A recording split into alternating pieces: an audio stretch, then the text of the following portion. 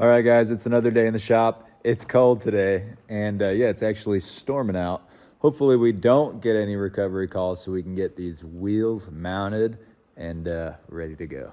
It's snowing and 23 degrees out. It's probably 30 degrees in here, and I'm sweating right now fighting with these tires, but we have the 54-inch tire sitting on some wood so that it allows that center to kind of flex a little bit and get these plastic inserts in.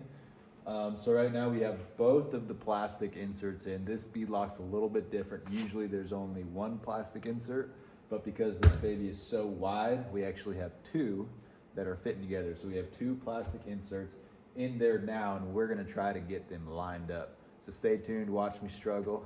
Crack a beer, have a coffee, grab a soda, whatever it is that you like, and enjoy me struggling with these wheels.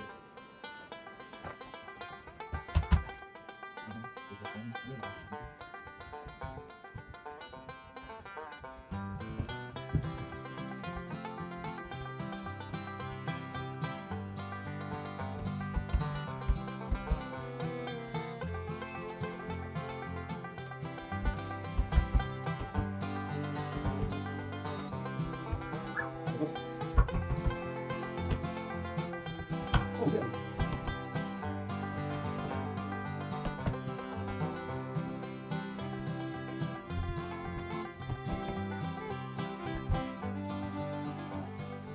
That should do it. I'll show you guys what it looks like.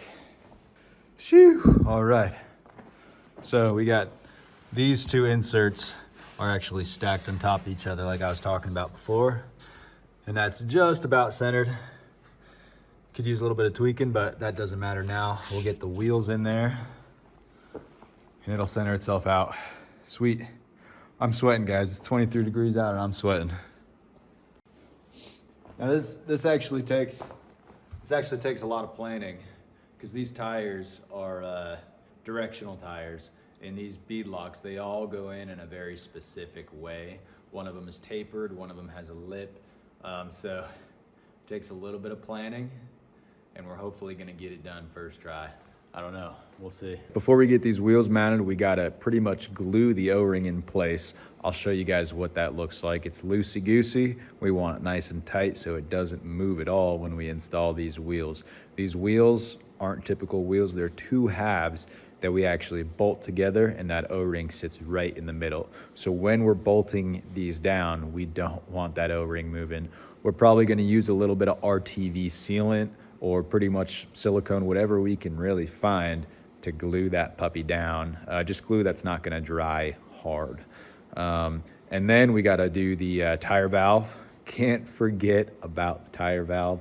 We're gonna pull that through. If you guys don't know what that looks like, we'll show you. But yeah, stay tuned. We're gonna get these wheels mounted, I swear. So this is the O-ring I was talking about. So this O-ring sits in this little groove right in here, and it's actually popping out on its own. Yeah, you can see how loosey-goosey it is. We are gonna glue that down for sure. And what happens is this half sits on top. This half here sits on top of this. And yeah, this O-ring is what's keeping all that air in there. So we're gonna glue that in nice and tight. We're gonna get the valve pulled through that core, and then hopefully the goal is to get at least one of these mounted today. All right, first steps first, we gotta clean this puppy out, get it nice and clean. We don't want any debris in here. We want this to be a nice tight seal. Just get all that dust off of there. Yeah, get all that dust off of there. Make sure this stays nice and clean. And then we can start. Now we're probably gonna go get some silicone. And glue this puppy down. We don't want too much, we don't want too little.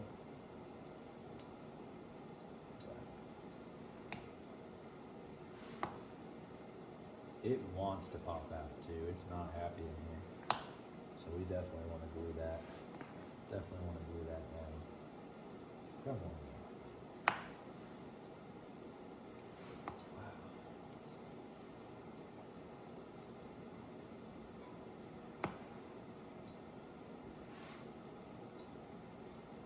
This is gonna be a nightmare.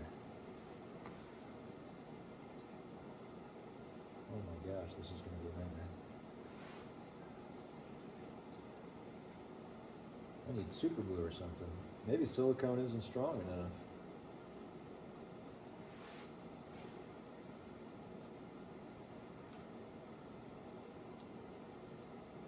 Like it just wants to pop. It's on there. Just wants to pop out.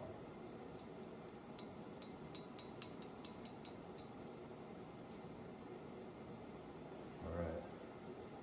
I don't like that. It's gonna pop out. Maybe we'll get some black RTV because I'm not liking that at all.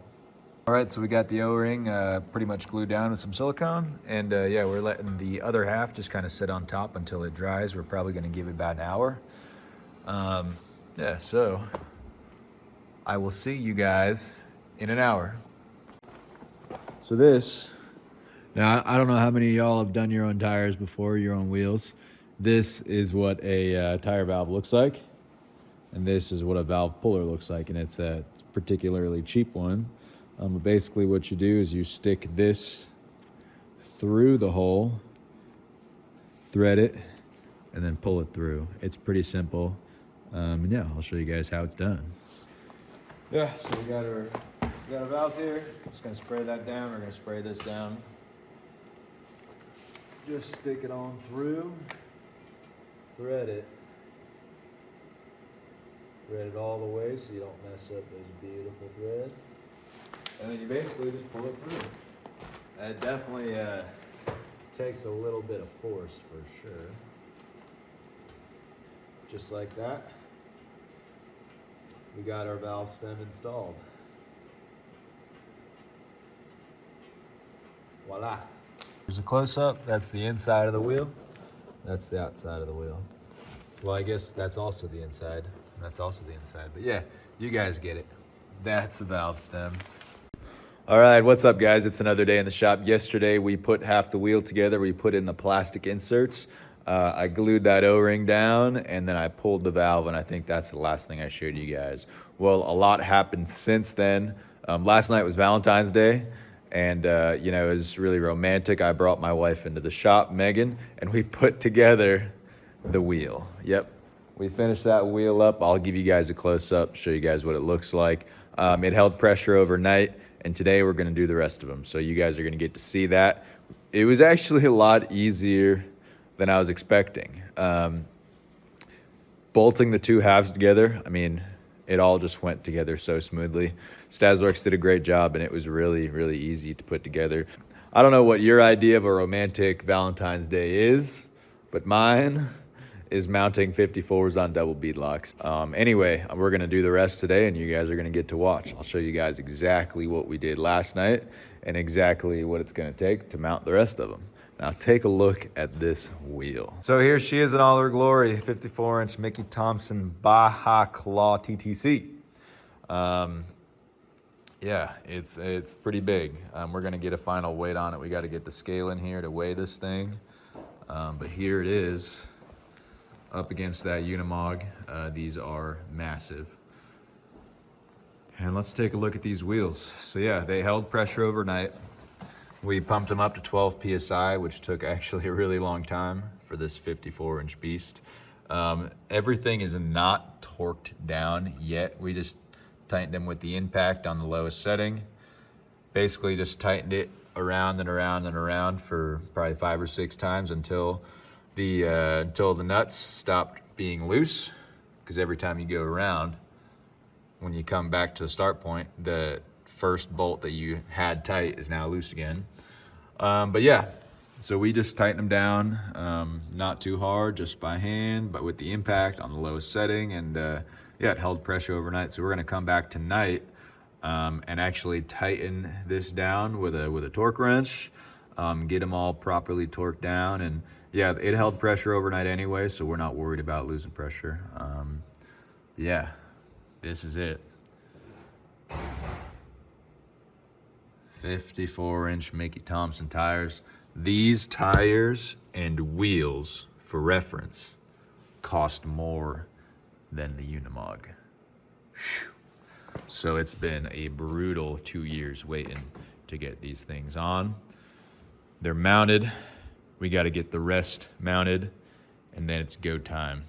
I cannot wait to see this Unimog sitting on these 54s. But all right, enough chatting. Let's get started with the rest.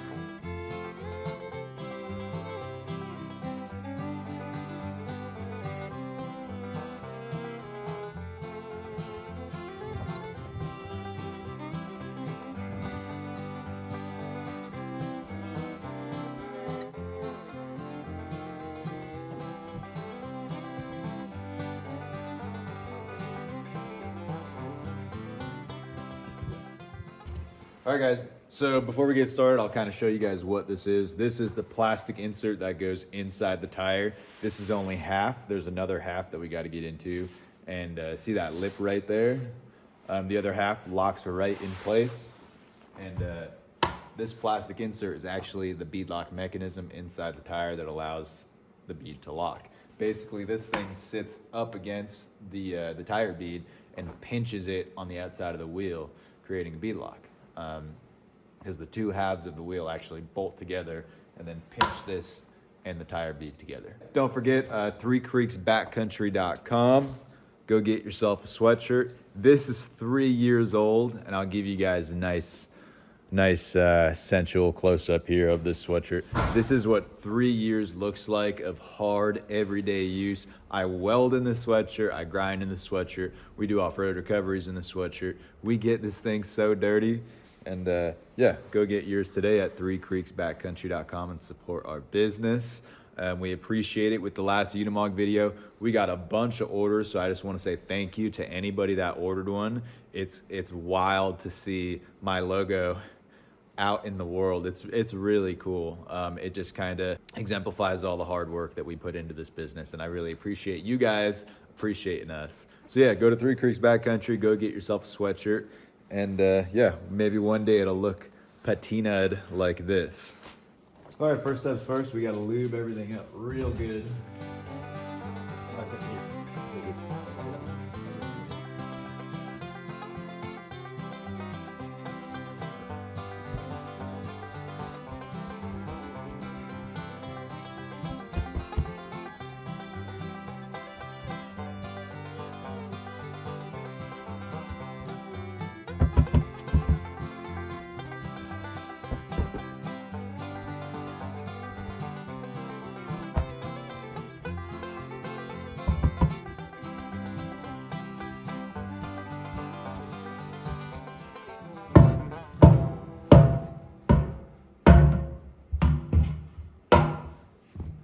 Done.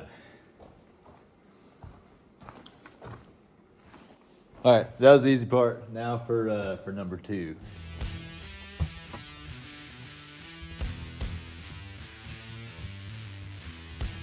If y'all are wondering what this is, it's literally just a 50-50 mix of dish soap and water.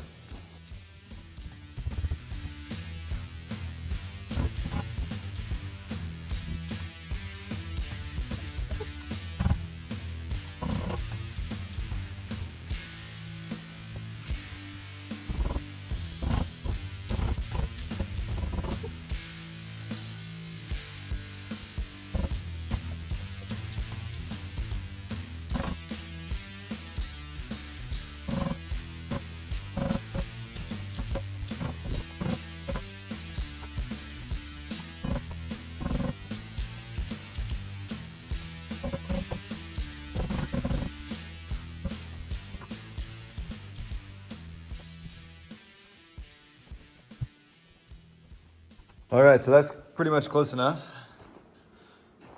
They're stacked and pretty much right along the speed here. So next, we got to get the bottom half of the wheel in that hole and then basically lower the wheel down onto it, then glue that O-ring in place, wait for the glue to dry, and then stack the top half of the wheel through here, bolt it down, tighten everything back up, and it'll kind of suck the wheels together. But that's the basic process.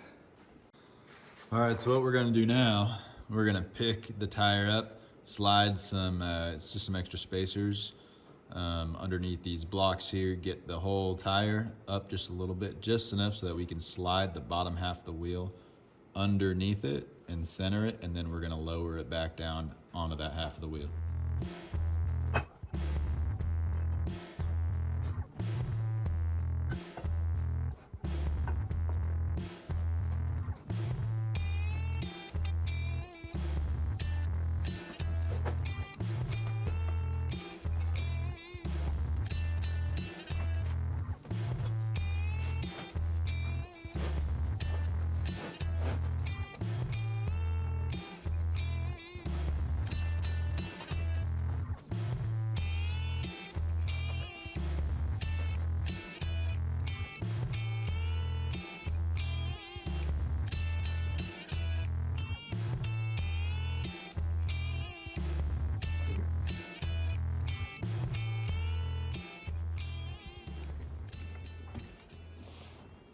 So you can see we got it centered there pretty good, and we're just gonna lower this tire a little bit at a time. Yeah, so we're pretty much gonna lower this tire a little bit at a time and lower it right down onto that wheel.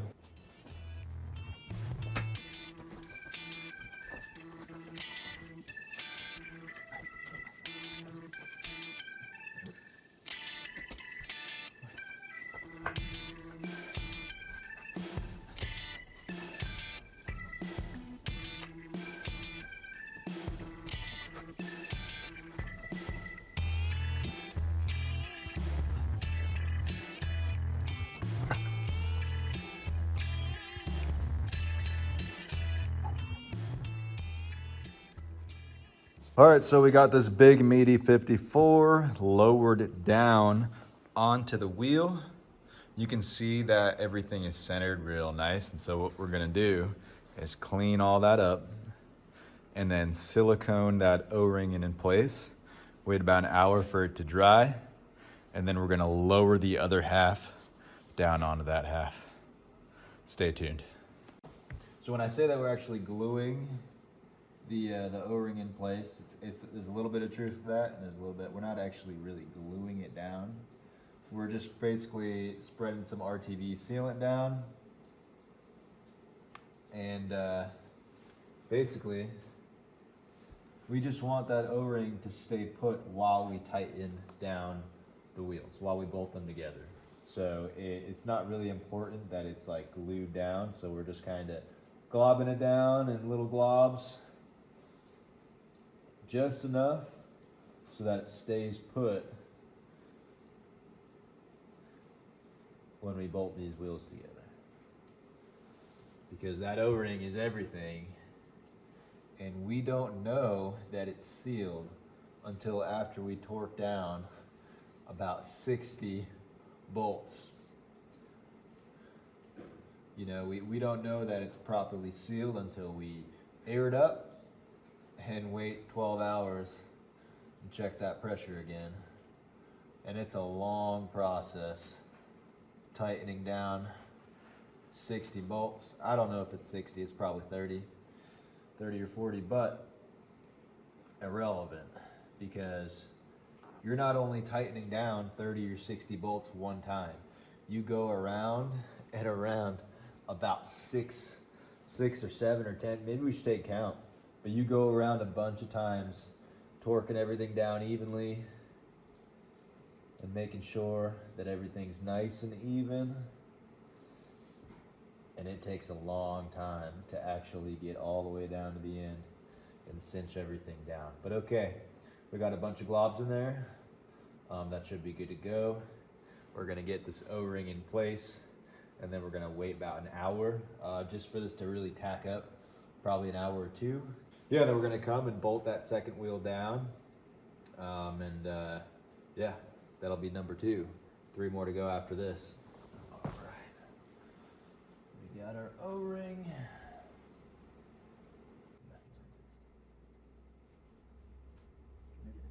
I just want to go.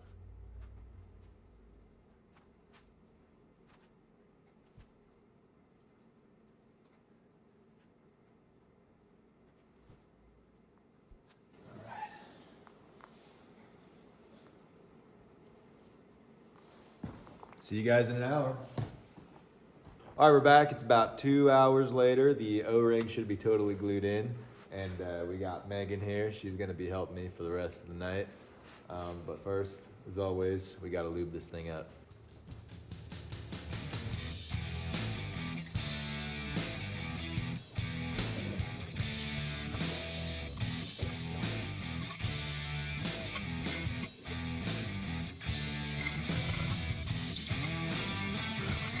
All right, so we got the top half of the wheel lowered down, and what we did is we got 8 bolts, 8 5-inch long bolts threaded in, and basically what we have to do is there's about a 3-4 inch gap that we have to bring together. So we got to close that gap. So what we got to do is just go sequentially and just keep tightening and tightening and tightening until it's clamped together.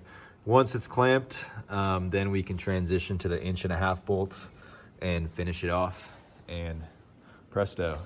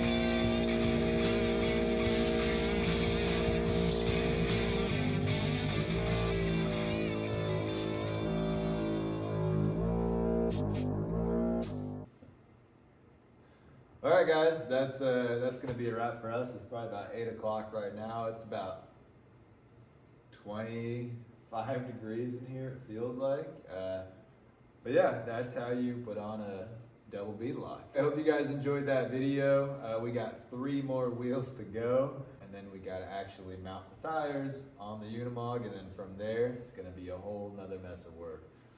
So stay tuned, guys. I hope you guys like these garage videos. Yeah, if you ain't getting stuck, you ain't trying hard enough. Have a good night, guys. Take it easy.